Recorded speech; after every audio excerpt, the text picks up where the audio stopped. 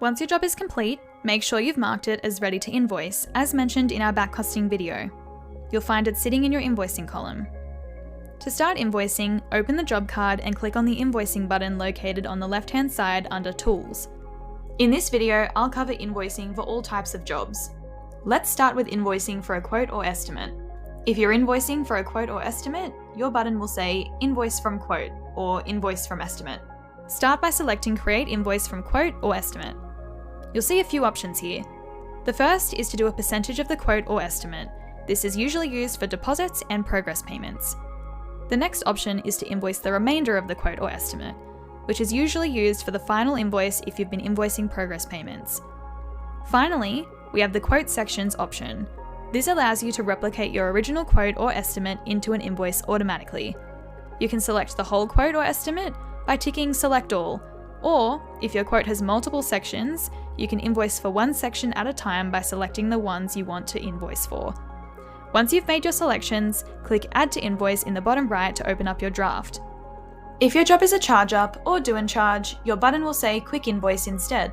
Selecting this option will automatically create a draft invoice by pulling in all the costs you've added to the job so far, since you aren't pulling line items from a quote or an estimate. From here, building out and editing your invoices will be the same. So let's get started. You can make adjustments to existing line items, add new line items, and format your invoice. If you're familiar with quoting in Fergus, you'll find the invoicing process very similar.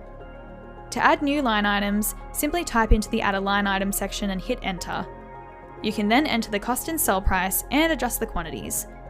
If you have a price book, you can also search for those items directly, and the prices will populate automatically. Next, use the pencil icon to choose what details to display for your customer. For instance, if you want to hide individual prices and only show a total, simply untick the price checkbox.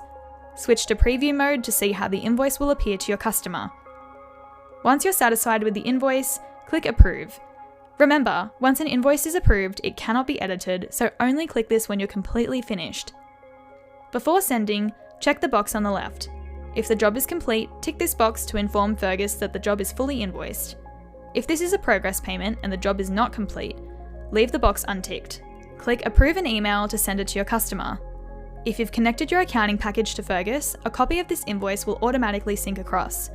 You can reconcile payments as per usual in your accounting software, which will update Fergus when the invoice is paid. Your invoice will reside in the Payments column until it's fully paid. A green status means it's within payment terms, while red indicates it's overdue.